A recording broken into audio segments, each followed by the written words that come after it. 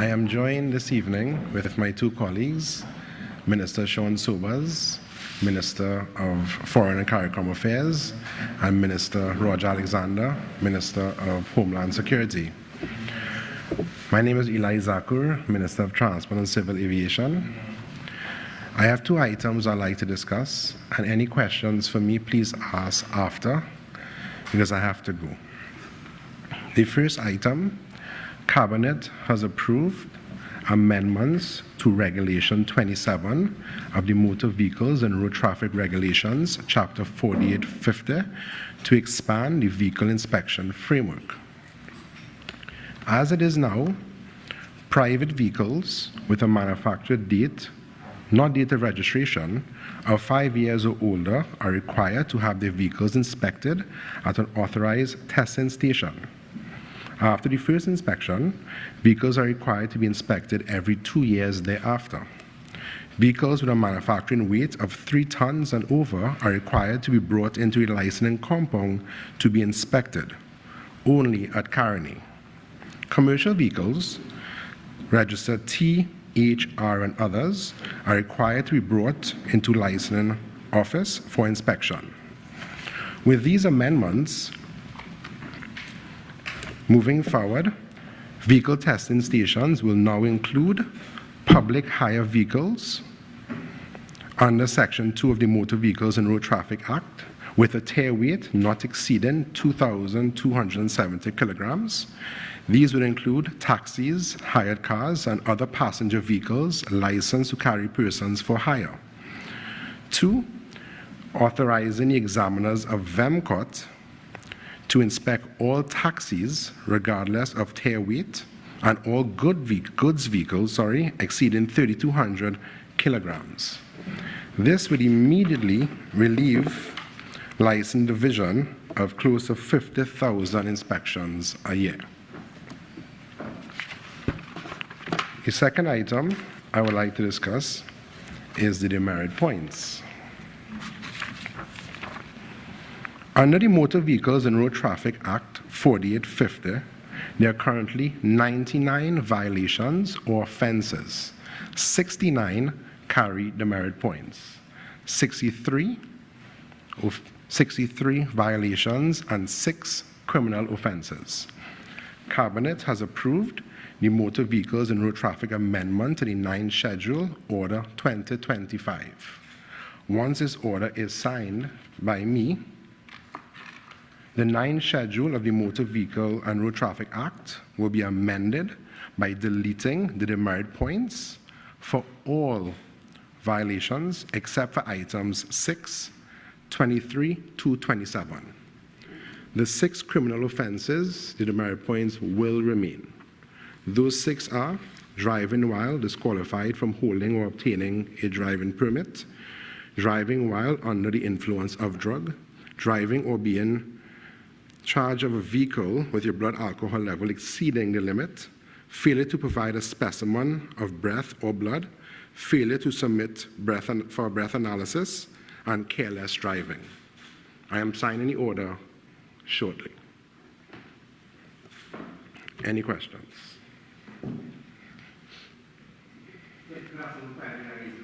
Yes, sir. What happens to people on the merit points who have been charged previously? Operate under that law? We are still discussing that, or rather not discuss that at this time, sir. And in terms of organization for taxis, yes. How frequently would they have to register? No. Once a year?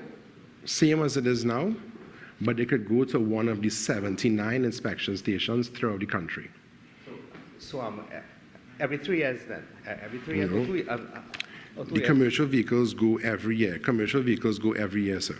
Right. So But now they could go to one of the 79 inspection every year. stations. So taxis have to go every year. Yes. So to any of the 79. Yes. Commercial vehicles, yes. And could you reiterate the demerit point systems, the number of demerit points in terms of being disqualified would remain the same, if you get Yes, it will remain the same.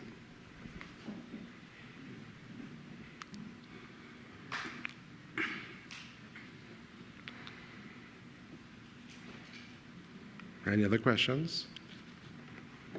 Okay. Well, I'll now pass you on to the Minister of Foreign and CARICOM Affairs, my colleague, Mr. Sobers.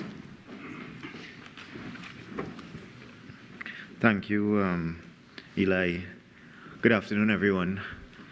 So, this evening I'm here to give the country an update essentially as to what took place over the last 3 days at the 49th CARICOM Heads of Government meeting in Montego Bay, Jamaica.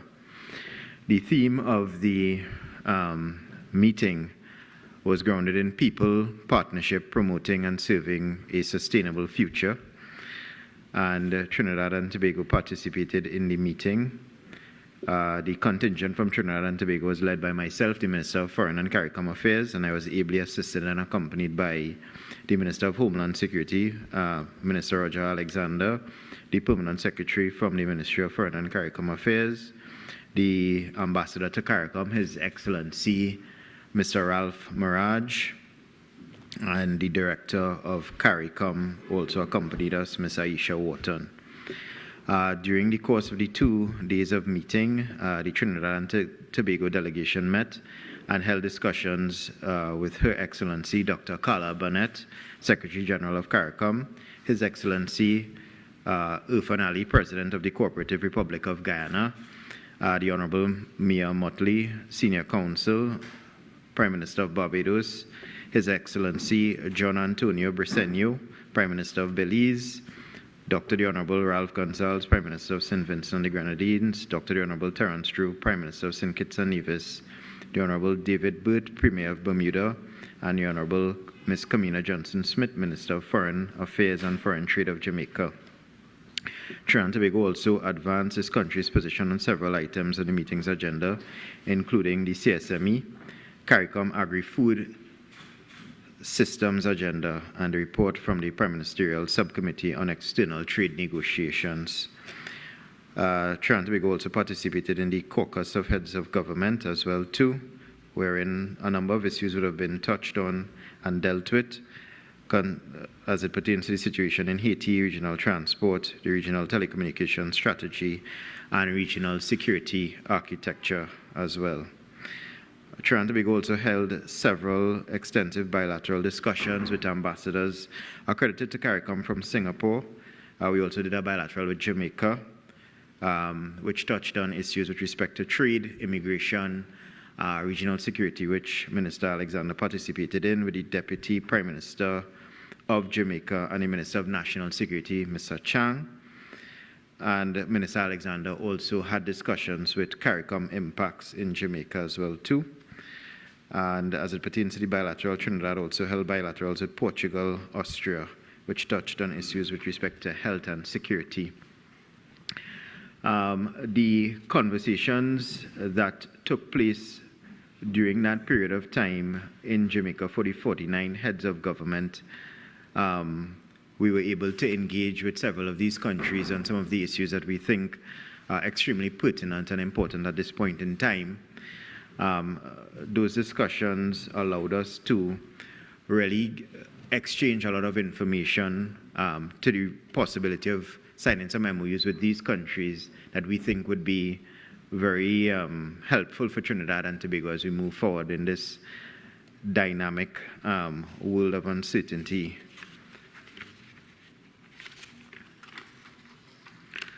Some of the issues that were also raised at the plenary sessions touched on some issues with respect to the CARICOM Development Fund, other issues with respect to external trade negotiations, and some issues as it pertains to the Reparations Committee as well, to which Trinidad and Tobago plays a central and important role in.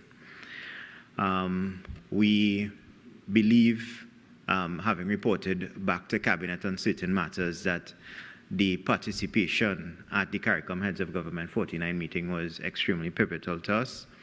And I think coming out of that engagement, we should see a lot of inertia taking place with respect to our relationship with several countries within the region, as well as those countries that we would have met through the ambassadors outside of the region. As a matter of fact, one of those phone calls advanced as recently as this morning with respect to our health relationship with Austria. And I think at a later stage, the Minister of Health would be in a very promising position to give the country a bit more information on those developments. I will leave the issues with respect to regional security up to my counterpart, Minister Alexander. But if you all have any other questions or any questions at all that you would like to ask, I am open to treating with them.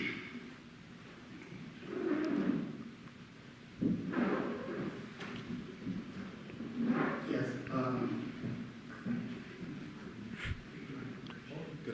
Good afternoon, gentlemen and Guardian Media. Forgive me if this question was answered. I came in a bit late. But as it pertains to free movement within the region, I know 4 countries said that they plan to do that beginning October the 1st. What is Trinidad and Tobago's position on that? Right. So we have had extensive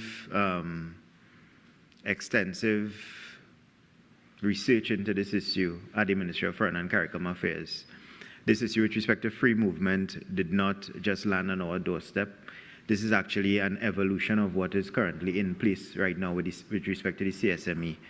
So as it pertains to the Caribbean single market economy, if persons want to move through the Caribbean region currently, what they have to do is to procure a CSME skills certificate, which would be issued by the Ministry of Foreign and CARICOM Affairs. This particular evolution of the CSME now will see persons moving throughout the Caribbean region without having to obtain that skills certificate. Prior to the meeting in Jamaica, this was an issue that was being dealt with at a prime ministerial level, and Trinidad and Tobago has had extensive discussions internally with varying cabinet ministries so that everybody is on the pathway for readiness as it pertains to eventual implementation of this free movement. We have had papers coming in from the Ministry of National Security as it pertains to immigration. We've had papers coming in from the Ministry of Health as it pertains to the health sector, also the Ministry of Education. As we are new administration, we are now reviewing all of those consultations that they would have had internally to ensure that we are absolutely ready when we give the nod to CARICOM that this rollout of this new incarnation or evolution of the CSME could take place. So Trinidad and Tobago is not we are at an advanced stage with respect to this position with full and free movement of persons, but we just wanted to pause a bit on certain aspects of it until Cabinet has a proper understanding of what this would look like. One of the gaps that we found at the ministry that we think it may be important for the public to fully understand and appreciate what this would mean for Trinidad and Tobago post the implementation of something like this. So some persons are considering whether or not we should have public consultation on the issue because it was not done before. And as much as the Prime Minister would have indicated through us and to regional leaders when she had her own discussions with them, that we are fully engaged with CARICOM and the tenets and principles and aims and objectives of CARICOM, and we want to reassure our Caribbean partners about it. We also need to balance that with respect to our obligations to nationals here and how our own nationals would feel about something like this. And that is where we are at this point in time. That is actually the same position adopted by other jurisdictions within the Caribbean right now. For example, Jamaica, Guyana, and whatnot. They have not put a pause, but they are also reviewing it and will give a signal to CARICOM as to when they are ready to implement a total free and full movement of persons within CARICOM. And is there a timeline that has been placed on this for the government? No, there's not been a timeline imposed upon us. Obviously, we are sovereign when it comes to something like that. The government imposed Yeah, internally. We have not imposed a timeline. I have certain things that I need to present to the Cabinet, which I will do in short order, and subsequent to that, the Cabinet will take a decision on certain aspects of it. We will make a decision, well, internally we will decide how we move forward with respect to the matter. And what were some of the hiccups that you all would have encountered from the Ministry of National Security, Ministry of Health, and Ministry of Education? No, I wouldn't say that there were hiccups. What I would say is that from my review of the information coming back to us from those ministries, there were some concerns, and we needed certain responses from them in furtherance of those concerns. So we sent back out some responses from the Ministry of Foreign Affairs, and we're waiting for that information to come back into us at this point in time. Yeah, hello, good afternoon. The Prime Minister of Antigua and Barbuda publicly had made mention of a $60 million commitment made by the previous Kamala Prasad administration with respect to settlement of policyholders' claim for CLICO and British American policies. Subsequent to that, you would have had under the last administration, where the Minister of Finance, Colin Umberg, he would have opted for voluntary, what do you call it? With CLICO, put it into solvency, right? Voluntary solvency of the CL group, which CLICO would have belonged to. Have you had any discussion with, or has the Prime Minister of Antigua and Barbuda had any discussion with you with respect to that $60 million US claim? And would the fact that the prior administration put this matter into liquidation, would that have impacted in any way on the settlement of this particular issue? Right, so on the margins of the CARICOM meeting, I had discussions with some of the OECS nations on this issue, both from Antigua and Barbuda, and that's Prime Minister Brown and Prime Minister Gonzalez from St. Vincent and the Grenadines. And yes, it is correct to say that between, I think, in and around 2014, there was a payment that was made to these countries with respect to the CLICO situation. And subsequent to that, no payment at all was made by Trinidad and Tobago to these affected countries. As it pertains to the bailout situation and the fact that a liquidator has been appointed, there are some legal issues that are alive essentially. And I think what I had asked them to do on behalf of the Honorable Prime Minister would be to send us a written correspondence on the issue, that is OECS nations, and based upon receipt of that, we will move forward with respect to engaging the Honorable Attorney General and the Minister of Finance with respect to treating with that issue to see how we could deal with that. Having regard to the fact that the liquidator would have been appointed initially merely for about 8 months, and it's now 8 years, and there are still a lot of fees that are pending. Some of this has reached the Privy Council and so on. Has Cabinet, you would be part of Cabinet, has Cabinet taken any decision, or is it a consideration of Cabinet to wean out the liquidator and perhaps go back into the shareholders' agreement, which would have been the preferred route adopted by the Kamala Prasad predecessor administration between 2010 and 2015? Right, so the Bankruptcy and Insolvency Act essentially in Trinidad and Tobago governs how, it's one of the main pieces of legislation that governs how we deal with insolvency and the appointments of liquidators. We have the CPR that treats with that as well too. At this juncture, it would be extremely premature to make any pronouncement on that. I would leave it into the hands of the Honorable Attorney General and the Minister of Finance, and subsequent to having a discussion at that level, then we would be able to inform the public. Well, I would prefer to inform the concerned parties first, which would be the OECS states, other debtors in terms of the CLICO situation, and also the shareholders here locally. They will be the ones getting the information first, and then we would disseminate it to the public. Certainly. One final question on that issue. The Prime Minister would have, during the campaign trail, as well as upon assuming office at post-cabinet press conference here, I believe on the 15th of May, would have given a commitment to lay the Coleman report in Parliament so far it has not been laid in Parliament, and we are hearing rumors that it cannot be located at all at the office of the Prime Minister. Could you in any way enlighten the public as to what's taking place with the Coleman report? Well, in practice as a lawyer, I never commented on rumors, and I don't intend to start doing that. Yeah. No, I don't. Well, they said it was a rumor, so I wouldn't want to comment on that. CARICOM was the issue of illegal immigration discussed among countries, especially in terms of crime, illegal guns coming in? Has that been discussed at all? An aspect of migration with respect to certain security issues was discussed. I won't be able to get into that because it was discussed at a caucus level.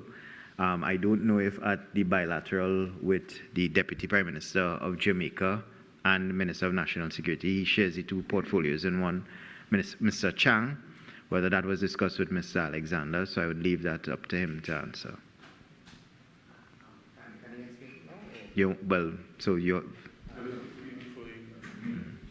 Just one question for you, and Mr. Zakur, my colleague has a question for you, so please don't rush off. Can you give us an update on the UK visa imposition? Yeah, that's a fantastic question. As well as the US. The US? Yeah, the student visas. Right, well, I mean, the US situation is one that we've not received any formal correspondence from the charge here in Trinidad on.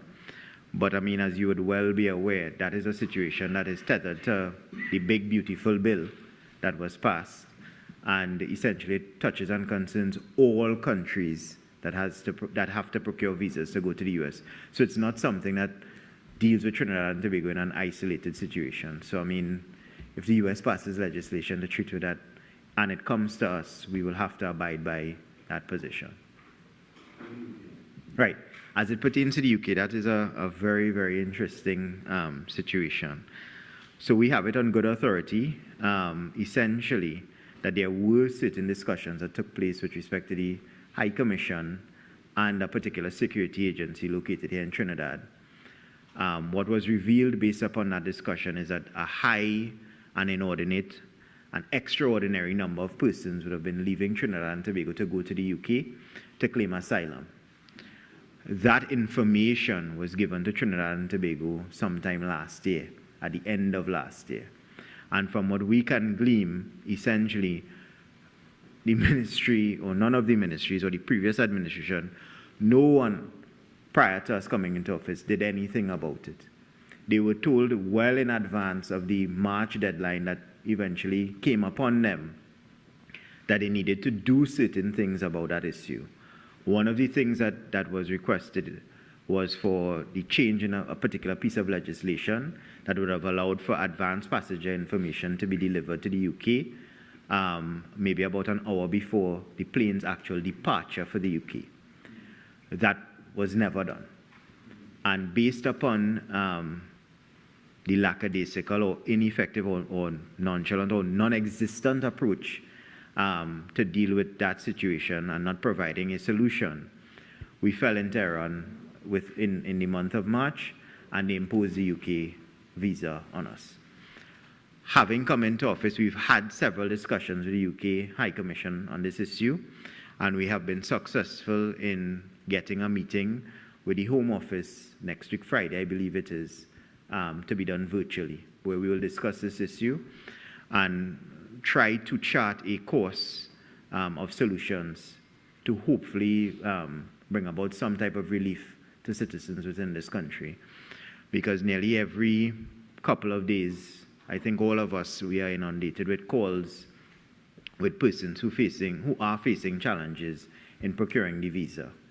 The UK has indicated to us that it is not a bespoke situation or a tailor-made situation in Trinidad and Tobago. They have essentially a visa system that they just put you in, and you have to look at why you've been placed into that category or pool and figure out your steps to come out of the pool. So if you do pass this legislation, you will be taken out of that pool? No, I can't say that. What I can say is that it will assist us in terms of moving to get out of the pool, right? And we are trying our best to listen to what they have to say and move with alacrity to adopt the things that they've asked us to do, which did not take place previously, and that is why we are in this position. Was there really, increase in number of people asking asylum? Yes, there was. Yeah. I think it went up. The reason for the numbers? No, the reason why they seek asylum. Well, persons sought asylum because they were claiming that they were the victims of targeted crime and gang-related activity and whatnot. The problem that the UK has with that position is that every time someone claims asylum, in order for the UK to properly ventilate the claim itself, it costs the British people around £65,000 per person. That is inclusive of cost to feed, house, and treat with the person during their stay in the UK. And it rose to, as I said before, extraordinary levels. I think the last figure was around 400 and something persons, which was up from about 15 or 20 people per year. So based upon that trajectory that they found to be, difficult to... Are you saying that 400,000 Trinidad? No. I said 400 people. 400,000 as... Annually, right? Yes, yeah. People apply for asylum in UK. Yeah, so it was not at that level. It didn't start off there.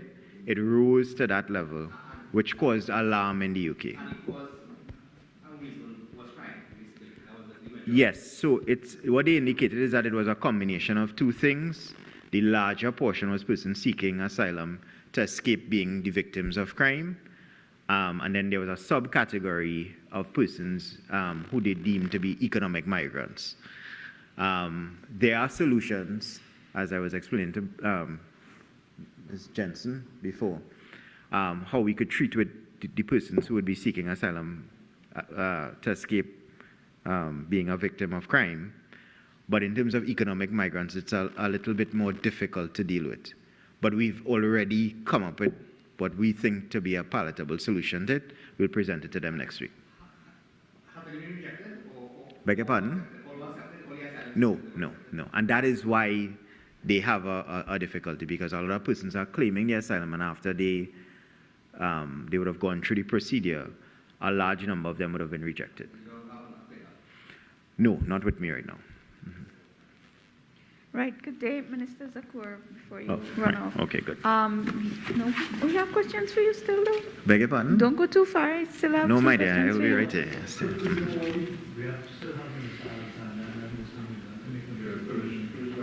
Yes, so I wanted to ask Minister Zakur if you spoke about PH cars. What was... So, under the last administration, we were coming to some terms with people who, because we have H cars and we have people who apply for hire with their private cars. Is there going to be legislation to deal with those people? Currently, PH vehicles are private vehicles.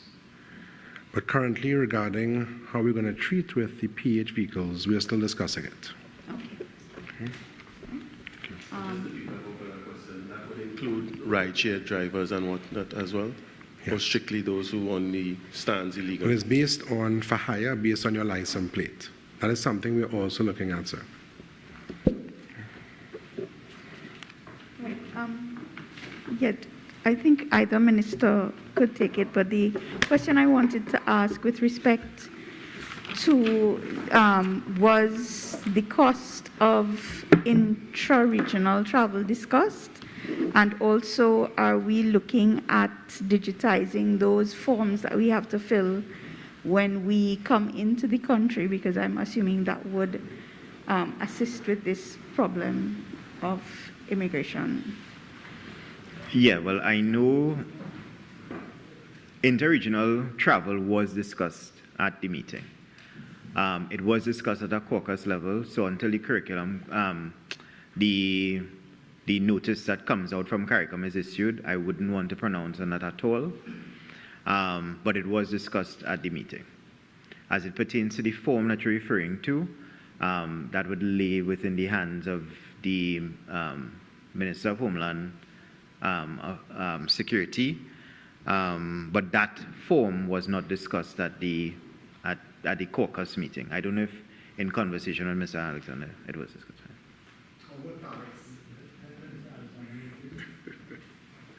I wouldn't be long, so you could ask a question 100 times. Good afternoon again. I accompanied my colleague, Minister of Foreign and CARICOM Affairs, to Jamaica. And I met with the Deputy Prime Minister and Minister of National Security, Mr. Chan. We had an extensive interactive meeting, understanding that the both countries had the same issues. Our discussions included gangs, the murders, women abuse,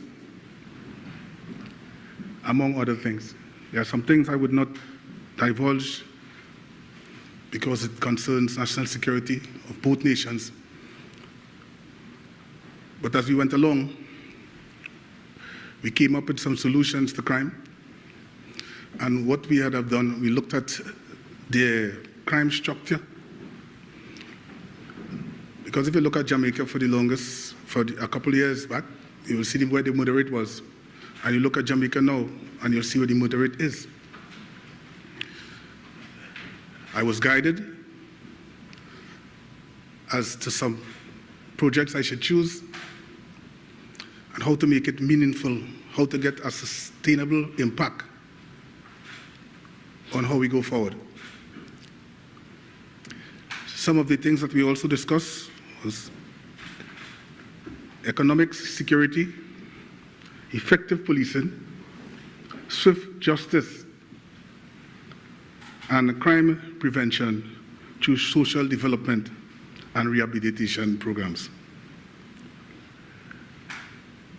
Let me assure members of the public that we intend to take a dynamic approach. We intend to look at crime from all angles.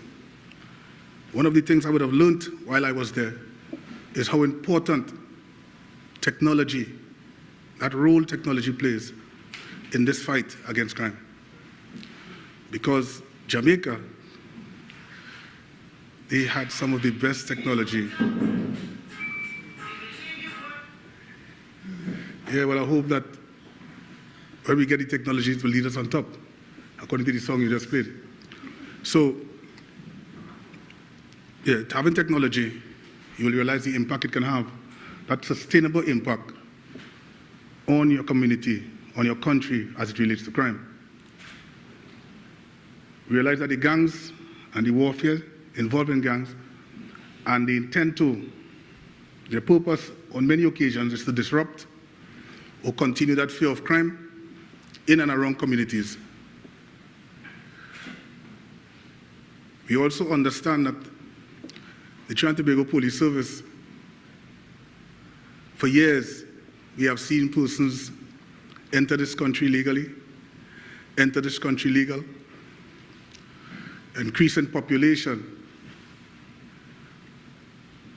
However, the sanction strength of the police service have never increased. In order to get the impact that you're looking for, police must be visible, they must be able to challenge persons, and we're also looking to reignite that collaborative effort between members of the Defense Force and the Trinidad and Tobago Police Service. Also, let me take this opportunity to thank all persons involved in national security with the display of professionalism at the time when the Indian Prime Minister, Mr. Modi, visited Trinidad and Tobago. The Trinidad and Tobago Police Service, the Defense Force, Fire Service, Transit Police, litter wardens, traffic wardens, members of the municipal police, all of them played a part with respect to the security and safety of Mr. Modi. I want to commend all of them for a display of professionalism on those particular days. If you have any questions, feel free. Okay, sure.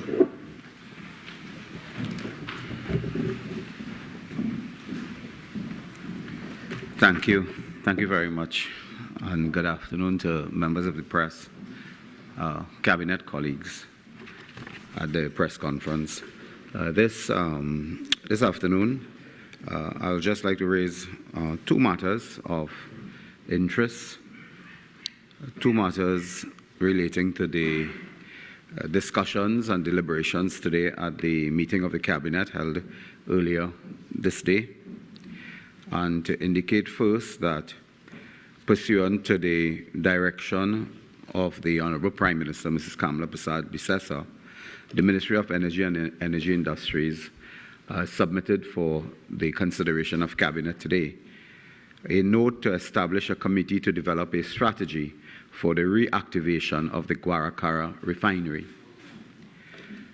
Cabinet considered this in the context of the new structure that came into being by 2018 or thereabout concerning the establishment of Trinidad Petroleum Holding Company Limited, Paria Fuel Trading Company Limited, Guaracara Refining Company Limited, and the Petroleum Company of Trinidad and Tobago. Members of the press, it is no secret that we had made a commitment in the national campaign for the April 28 general elections that it was the intention of this second administration of Mrs. Persad-Bissessar to reopen and reactivate the Guaracara refinery, which was slammed shut by the former administration and led to several social and economic dislocations, and of course the forex crisis that we have experienced and which we inherited over the past few months, with some linkage, of course, to the failure of an active refinery to generate forex to the economy. We have also taken note of the dismissal of thousands of workers, direct employees at the refinery, and of course the closure of business associated with doing business at the refinery over the years. We have taken note as well that the Guaracara refinery, which has been mothballed, still continues to draw down on precious taxpayers' dollars to the tune of $470,000 per month, which is paid to a contractor for monthly services associated with the refinery. We are also informed that the total cost incurred by Guaracara is estimated to be $5.6 million per month when one looks at other costs associated with the mothballing of the refinery. To remind you that the Guaracara refinery has a capacity to process 170 barrels of oil per day at its optimum operations. The then refinery owner, Petrotrin, in 2018 and before, processed in the region of 140 barrels per day, with imports accounting for 100,000 barrels of oil, and Petrotrin at that time providing the remaining 40,000 barrels per day. Since the closure of the refinery, the holding company has undertaken 3 processes to identify a preferred investor to restart Guaracara. That has been in the public domain, and Scotia Capital USA was engaged as a financial bidding advisor to assist and manage the process. That process, we were informed at that time, 2019, 2020, 2021, and etc., had led to the interest on the part of several entities. Notwithstanding those previous efforts, the new government is committed to establishing its own agenda to revitalize the domestic oil and gas sector, which continues to experience a sustained decline in both oil and gas production.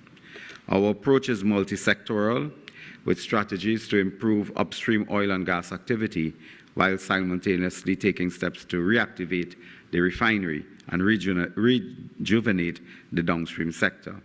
Our strategies are integrated, but the ramping up of production of oil and gas is critical to any economic boom that we project. So with that in mind, we have taken immediate steps towards the goal of reactivation of the refinery, which has been out of commission for almost 7 years. A committee has now been approved by the Cabinet. The committee would be led by former Minister of Energy and Petroleum Engineer, Mr. Kevin Ramnarine. The committee includes former Vice President of Finance at Petrotrin, Mrs. Shariba Ali Rajak, former Vice President, Retail and Marketing of Petrotrin, Mr. Kelvin Harnanan, former Refinery Manager, Mr. Gautam Maharaj, University Lecturer in the area of Engineering and Maintenance, Mr. Kishore Jagru, Mr. Leslie Chang, Operations and Process Engineer, Mr. Christopher Jackman, OWTU Branch President, Mr. Danny Gulcharan, Electrical Systems, former OWTU Monthly Representative, Mrs. Margaret De Silva Ocando, Planning and Economics, Scheduling, Commercial Port, Marine Manager, Ms. Yashi Carrington, Senior Chemical Engineer at the Ministry of Energy and Energy Industries, Mrs. Anushka Beni Suku, Chemical Engineer, too, at the Ministry of Energy and Energy Industries, Mr. Len Chan Chow, Port, Marine and Shipping expert. The terms of reference of the committee, ladies and gentlemen, is to examine the technical evaluation for the return of refining, its human resource required, financial, regulatory, and feedstock requirements, and commercial arrangements. In the conduct of its exercise, it is proposed that the holding company and or its subsidiaries would provide support as a secretariat for the committee and make available all documents, technical reports, financials, and personnel information that the committee may deem necessary for the execution of its task.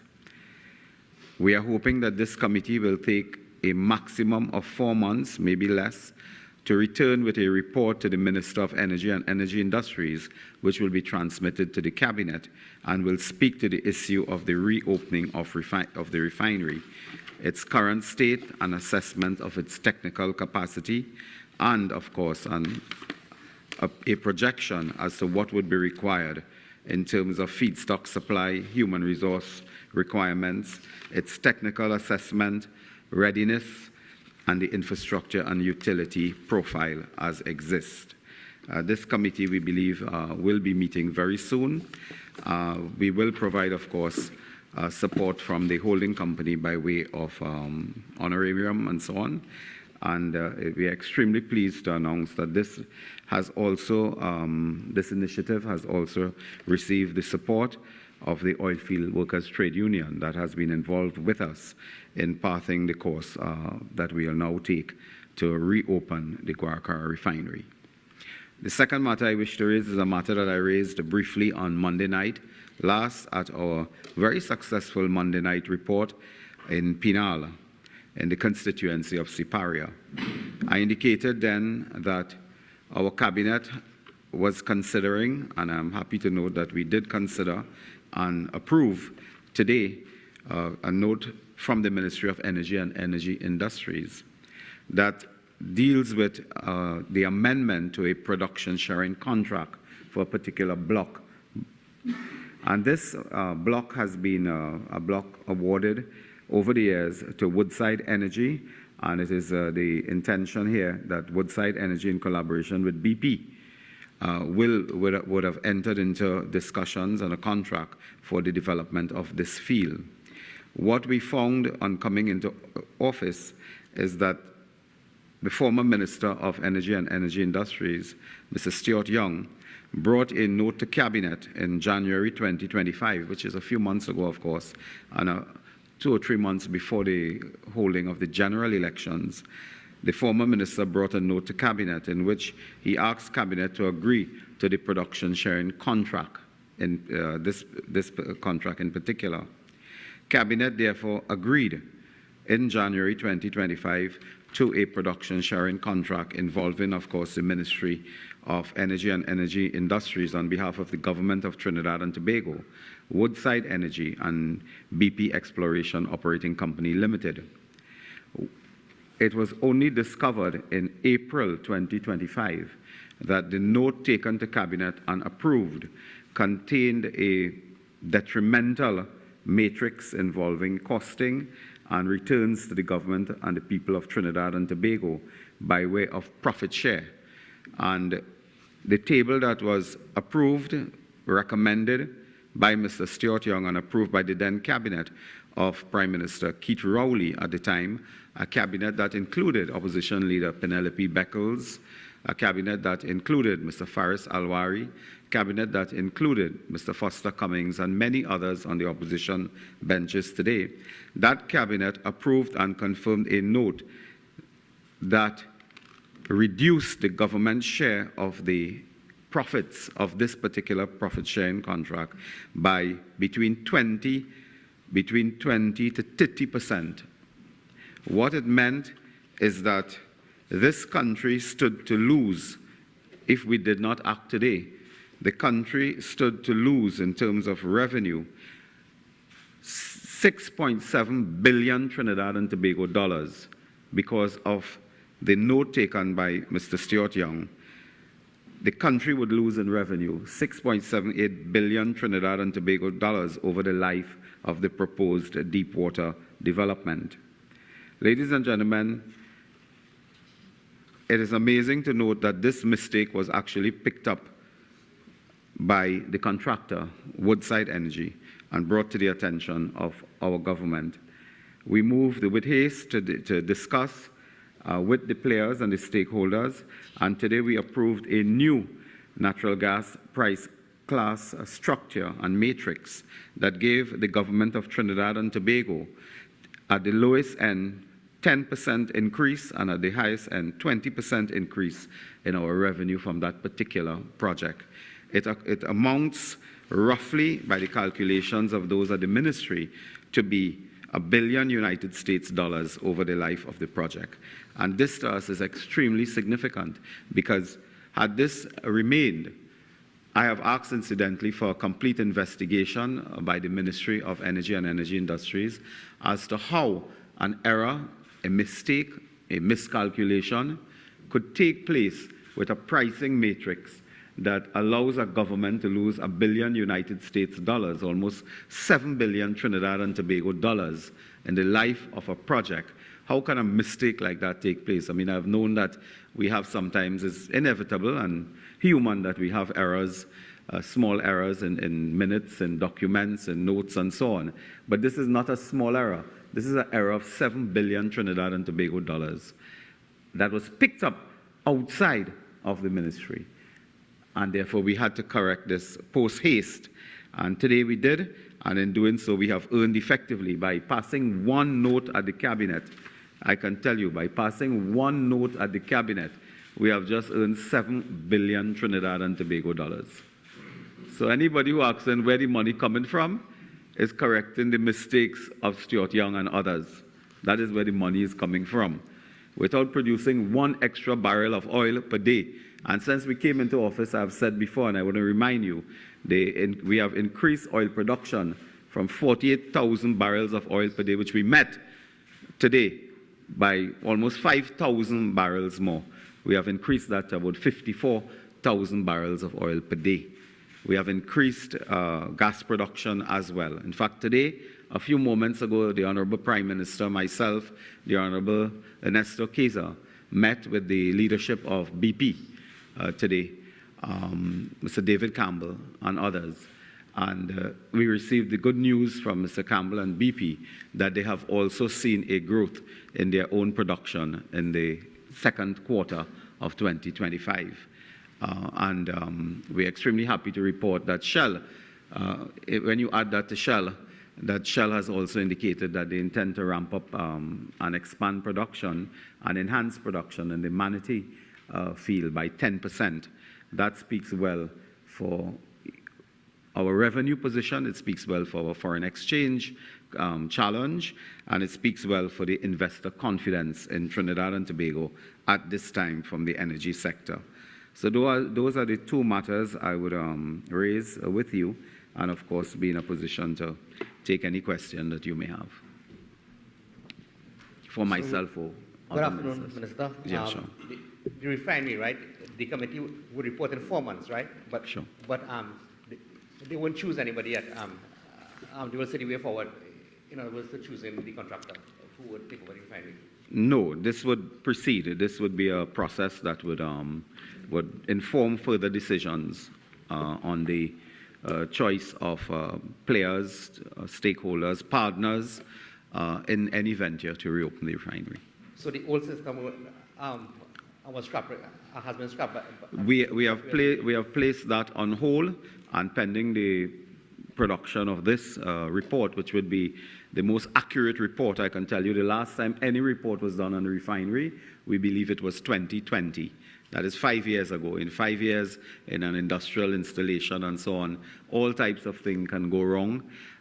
So this will inform our work further, involving those entities that have already expressed interest, and maybe other entities that may express interest in the future.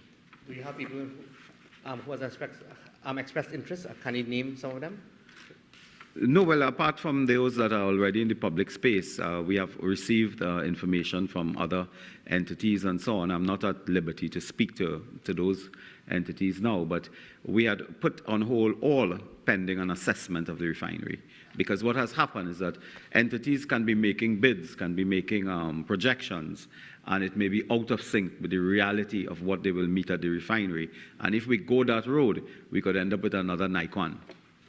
And the OWTU would be one of those bidders.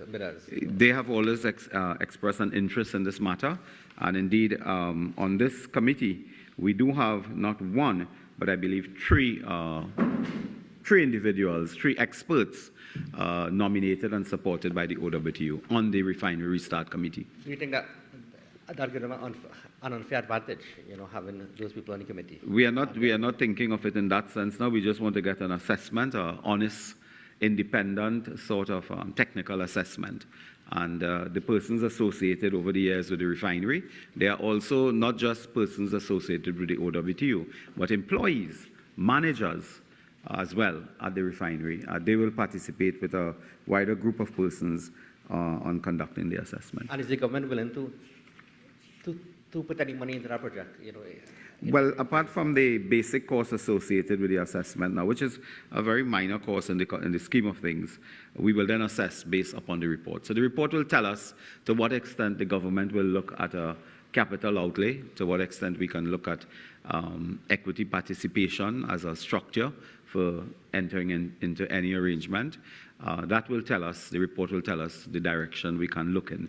And then we will get further assistance with commercial and contractual matters. What is this basic cost? Of? You said there's a cost to the committee. Stipend, board members' fee stipend. I don't have an exact figure, but I expect that the holding company will put in place some basic stipend fee. That cannot be much in the scheme of things. And will the report be made public when it's completed? We expect that the report would be in the public domain as well, after consideration, because it's not a secret assessment.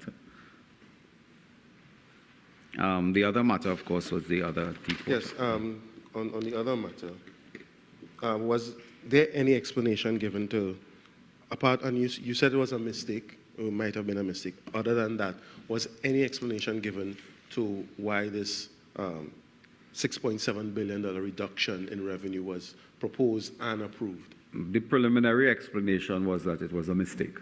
I've asked for further examination of this matter in terms of the decision-making process, the layers involved. I've also asked that I be informed as to the direct participation of the former Minister of Energy and Energy Industries in this matter. Now, going on to another issue here, the NGC chairman, who is the new NGC chairman, if you all have identified? We have dealt with that matter, and in the coming days, we are just awaiting the normal arrangements to be put in place, and a full board of the NGC chairman and all board members will be announced, I believe, very early next week. Plan to identify at least the I chairman. prefer not to call out names and so on before the persons themselves may have been contacted. And the former chairman, Mr. Ramdar Singh, why was his appointment revoked? Again, on the early part of next week, we'll announce the entire board. Yes, please. Yes, good afternoon. With respect to this alleged mistake, do you think there could be any demand for kickback in this particular arrangement? Has there been any sort of intimation to you in that regard?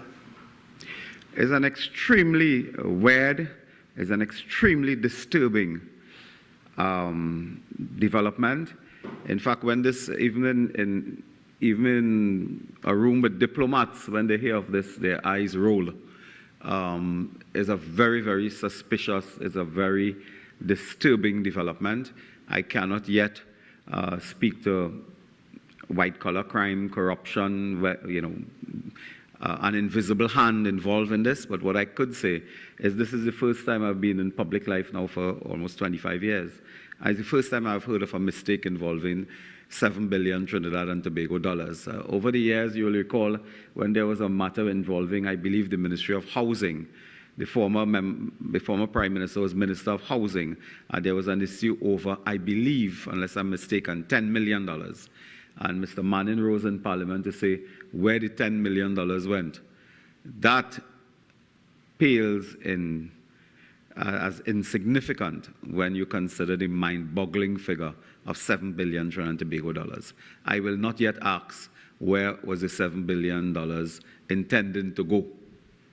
Is there a possibility that there could be a policy shift or policy decision whereby the state can retake, depending on the outcome of this report from the Refinery Restart Committee, where the state or perhaps via TPHL could take back control of the refinery rather than to go out for bidding, notwithstanding the fact that you said the government may also look at equity participation?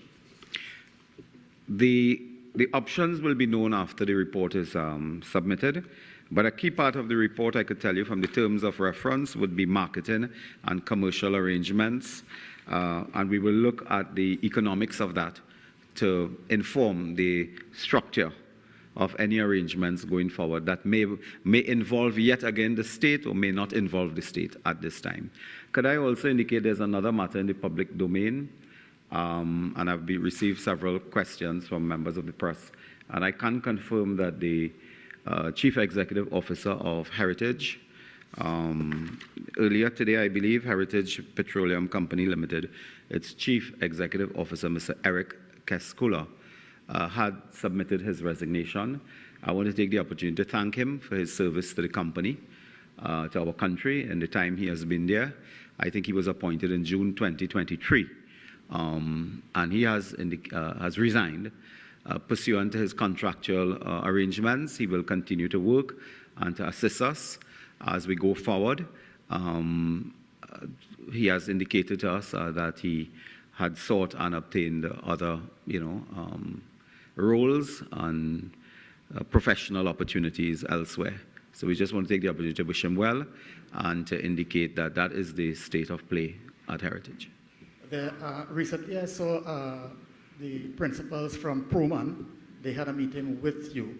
There are two issues with Proman. One is that, well, they would have purchased the methanol plants where part of the money would be, that's the Clico methanol plant. Part of the proceeds are held in escrow, as well as the purchase from Mr. Dupree prior to the bailout agreement, where Clico Energy was sold to them, and that money is also being held in some account. It's billions of dollars of US money.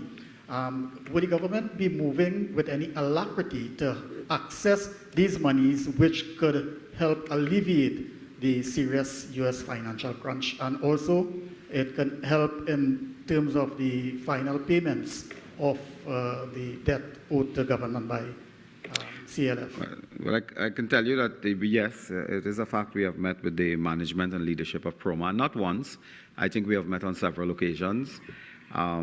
They have, like most of the downstreamers, they have concerns with gas supply. They have concerns with recent trade arrangements involving the United States and so on.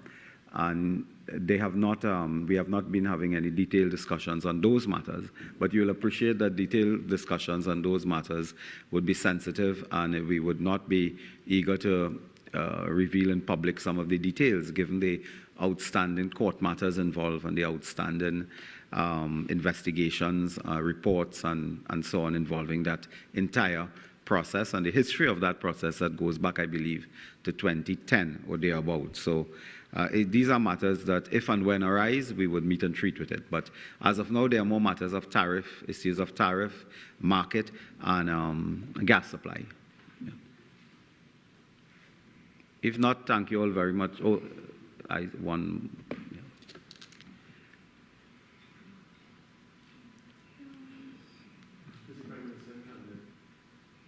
What?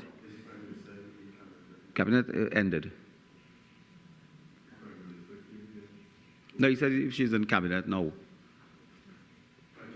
Oh, yeah. The Prime Minister attended and chaired the cabinet meeting and has been involved in a series of meetings all evening, and I suspect that will continue way into the evening. May I ask Mr. Sobers a question, Minister Sobers? Yes, please. Thank you all very much. Oh, I did have a question. Well, first of all, I want to congratulate you on the increased oil production, but I just want to find out, how did the ministry achieve that in this short time? We have been working with the upstreamers, and we've been working with some of the lease operators and so on. And there are small issues involved with enhancing production and so on. And we have been able in a very short time to act quickly to deal with some of the more practical problems faced by lease operators. And of course, the enhancement in some of the areas had to do with some quick discussions with the major players as to our continuing participation, the continuing participation of those players. But the report so far has been extremely good, and I can tell you that we are extremely confident because, as I said on Monday night again, our revenue position moved from $955 million second quarter 2024 to $1.2 billion second quarter 2025. So it was also an increase in revenue to the country, and that excludes royalties, other payments to the Board of Inland Revenue, and so on. So thank you all. One quick question. As you talk about a successful political meeting on Monday, the Prime Minister having opted not to attend the Carnival government meeting, and one of the senior members in the party, deputy political leader, while I don't think you might challenge the Prime Minister to the political leader, but You don't go where eagles dare. But would you be hopeful in any form or fashion that if need be for the Prime Minister to leave the jurisdiction, that perhaps he might be as one of the senior persons? Could I tell you so that, and you remind me, I said it yesterday and I repeat to all the press now, I fully endorse the political leader, the Honorable Kamala Prasad-Bissessar, to return as the next political leader of the United National Congress. There's absolutely no vacancy. I think somebody would have to be mentally deranged to consider contesting that position, but there are people like that, I know. So we want to express our endorsement, and on behalf of the constituency of Oropouche East, I've been in contact with our executive committee that will issue a statement shortly. The executive committee of the Oropouche East constituency has also extended congratulations to the political leader and fully endorsed her as the next political leader of the United National Congress. I know your question, and I gave an answer. So that we will discuss whether or not you can act as Prime Minister. Thank you all very much. Thank you. I think we have come to the end. Mr. Sobers, Minister Sobers. Oh, Minister Alexander. Mr. Alexander. Thank you. Yes, sir. Coming out from the meeting in Jamaica, Trinidad and Tobago's position with the RSS. What's the latest with that? Are we planning to join the RSS? Will we be joining the RSS? How soon will we be joining the Regional Security? Well, what I can tell you is this: we're working on a number of partnership movements that we can make with each other, a number of initiatives together. So at the end of the day, we will come to some common ground and treat to see how we could go forward. Any deadline to that? We hate to put deadlines on things, because things change in a day. So if you could fix it today, we fix it today. So as soon as possible. So as soon as possible. Now, in Jamaica, you told my colleague that the Prime Minister didn't attend. If it was not you, it was Mr. Sobers, owing to pressing national security issues in Trinidad and Tobago. Mm-hmm. Could you give us a little update on those national security issues, and have they been resolved? Well, there are still national security issues, right? And we wouldn't want to go into too much details where that is concerned. It's very important that some things we keep in order to get the level of success that we're looking for. And in your speech before, you mentioned some programs that you were advised to introduce to address crime. Could you give us an update on those programs? Yeah, and what are they? Are they new or are they existing programs? No. Sometimes some of them considered, they seem new to some people, but they were just given a different name. So some of the initiatives that we could enforce here, they just had a different name. Some we have tried before, and because of the lack of vision of the last administration, they were stepped aside. So now we must reintroduce it. But when we introduce it, we introduce it at a cost. Because what could have been done 4 years ago, it is more costly now to do. And that is what's happening. And could you identify these programs by name?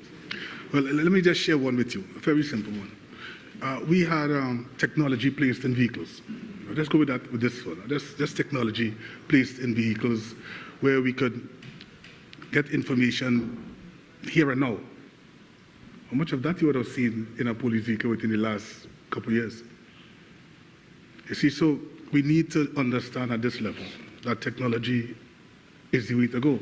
And while my colleagues, and I want to say this openly, while my colleagues were speaking about climate change, we were speaking about crime change in the region, how we could change crime in the region. And my final question, can you give us an update on CCC and even the other programs like My Light and Day? I know for sure CCC has been put on pause for some time. There are those who would have signed up for it and were looking forward to getting the stipend to help whatever bills that they have to pay. Now that it's on pause, what, if anything, is being done with regards to assisting them, and as well, how soon would we see CCC back out in full? Well, whilst that would not fall under my purview, what I'm sure about is the government effort to have young persons prepare themselves for the future, learning something, sustainable something, where you could learn something, and at the end of the day, even if the government doesn't employ you, you can afford to employ yourself. So give you an opportunity away from a life of crime. So having said that, we are looking at a number of initiatives, but I will leave that for the line minister to discuss with you. Home invasion seems to be continuing, and no one seems to be arrested or held. Is that a priority for you now? It must be. The safety and security of every citizen is a priority.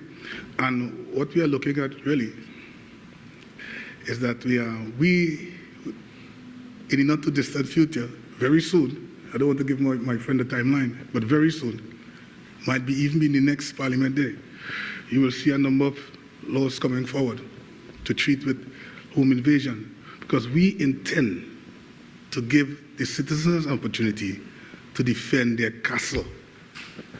Underline the word castle. Yeah? The Prime Minister has announced that police officers would be on high-risk schools. You spoke about, in terms of resources, they don't have enough resources.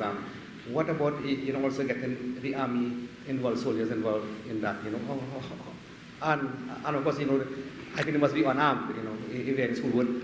Would everybody be unarmed in school? How would that work? There will be officers in the school.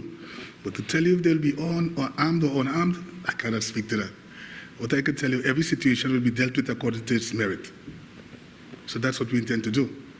Because I can't see you being by the school, and if you confront the officers with your AR-15, I don't expect them to take out their fingers and do this, right?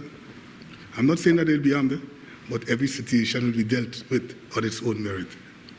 Would they be trained, the officers to go into schools, would they be trained, for specific training to go into schools and be a part of the high risk? Yeah, we tried, well, speaking to the new Commissioner of Police, he's trying to place persons in the environment to which they have that relative skill.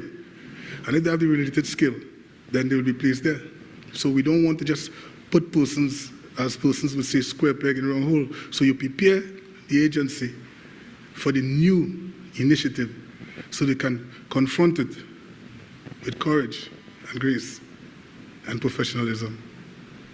Speaking of resources, at the meeting on Monday, the Prime Minister would have made several announcements about increasing the legal age for drinking and marijuana use. Yeah. In terms of enforcement, are we going to, because this is a country where people drink a lot, Yeah. how are we going to enforce these new laws when they are brought into practice? Well, that will be a responsibility for those who are supposed to enforce the law, which is the police. But there are one additional thing she told me today, is that it would not just be enforcing the law, but the time has come for all citizens of Trinidad and Tobago to understand that they have a responsibility. And one of the responsibilities they must have should be to walk in the public domain with some form of ID. How do you want me to, if you tell me you're 16 years, I look like 16 years, I could size 40 something and I 17. So some persons must walk with some form of ID in order for the police to ascertain your age and your address. So it's something that we're looking at. And also we were checking over the last couple of days, there is no provision in the law against the use of alcohol by minors. You're not supposed to sell it to them, but there's nothing in the law that says that minors cannot or should not drink alcohol. Will this also be addressed in new legislation? Yeah, that's the AG is having a discussion as we speak with respect to that issue. Anything that we intend to implement would be searched by the AG and his team and corrected, even if it was an error before. Yeah, good afternoon, Mr. Alexander. In fight against crime, well, there will be the soft approach and there will be the more the policing approach. One, there are a few areas that perhaps need to be paid attention, and I'm asking the question in terms of the reinvigoration of the NOC, which was dismantled by the previous administration, the National Operations Center. 1, 2, in terms of the use of drone technology, because if you don't have proper aerial surveillance, other than some of the cameras which are working, some are not working, but there seem to be no other aerial surveillance really to support ground troops and forces in terms of the fight against crime, especially in active situation, not only crime, but perhaps in disasters and so on. In terms of utilizing technology, DNA, forensic, and these type of things, where there seem to be, we are at a really low level in that regard. And further, yourself as a police officer who would have undergone training at the police academy, from then to now things might have changed, but yet the training seems to be at a particular level. Where do you think that the police officer who come out of the academy are properly trained to deal with modern crime situations and so on, in terms of different scenarios when confronted, in terms of use of the various technologies, and in terms of sometimes perhaps additional specialized training? Well, that's a difficult question from the time I left the police training college and the amount of training I would have acquired during my tour. However, the training academy has a well-rounded staff who also, they are trained in different type of technology, especially involving policing. So I know they will pass on, because on many times we see them coming up for courses and things, and we send them. So they'll come back and pass on their knowledge to the officers at the police training academy. Now, right, the detection rate involves a number of variables. And one of the variables is you as a citizen. Because you as a citizen, you see something happen and you refuse to report to law enforcement, and then you make statements like, afraid and afraid and afraid. But the more you're afraid, the more it continues to the next person, and the next person, and the next person, and you're still afraid. That's where intelligence gathering comes and perhaps not operating in silos, but Right. information sharing. Right. So then that is why we are looking to train the officers in areas where technology have brought evidence to the court successfully. It's been about just over 2 months since the UNC government came into office. We've had about 80 or just over 80 murders. The country woke up this morning to the news of a young man being murdered. He went to purchase a vehicle. And I think in another report, a fisherman being gunned down. You spoke about legislative relief to come, but what about crime fighting on the ground? What is being done to deal with the murders in particular in the country? Well, what I can tell you is this. That probably is a question you would have to ask the Commissioner of Police, in the real sense of the word. However, what I can tell you is this. My responsibility as the line manager is to provide him with as much resources, technical resources, manpower resources, vehicles, etc., to put on the ground, because I have said this before and I'll say it again. If the police control the streets, the police can control crime. And I leave that right there. Thank you very much. You mentioned programs and all of that. Would we see a return of live sport or any other program of that ilk? Live sport. Yeah. Or any other program of that? Of course, we have a list of region? programs to come, but live sport, why you choose that one though? Well, it was introduced under the And this is a new government, so we treating things differently. We're looking at communities, we're looking at the youth, we're looking at how we could skill them for employment in the future. What about the NOC, address the NOC? Pardon me? The NOC, National Operations Center. Yeah, of course. I should have answered that question before, I'm sorry. The National Operations Center, to me, is underutilized. And if it is underutilized, and I'm the line manager for it, if you want to call me that, or the line minister for it, then we have to get it up and running again. And that's how I see technology fitting into all of this. A man who doesn't see technology in policing, no, is not really a police officer. Pardon? It's coming to me. How it's been underutilized? Because we need to incorporate it in the system totally. There must be a collaborated effort between the Joint Command, the Command Center, the Police Command Center, and all other command centers in the 10 divisions. Okay. Yeah? All right. No, it's news time. News time. Yeah. So Give me one question, real quick. Initially about incorporating technology in vehicles. We have a large of vehicles that are not being used. What are we doing with that? And also, does that include body cams? If that includes body cam? Body cams. Of course, I every time I make this statement about body cams, people get all hyper. All right, but let me say this: technology is where we're going. All right, technology would include the body cams, the right fitting equipment on the police vehicle, yeah, computers and stuff. The day would come, and this is not a dream. I had a dream moment where the police stations should no longer have books available to them. We intend to change that. The police officer going out on a report should not have a desk diary in his hands. Those days have come and gone, and probably the last regime have left us behind. So now we have to fix all of these things to get our team up and running, for them to even look professional in the execution of their duties. Yeah? Thank you so much. Well, the streets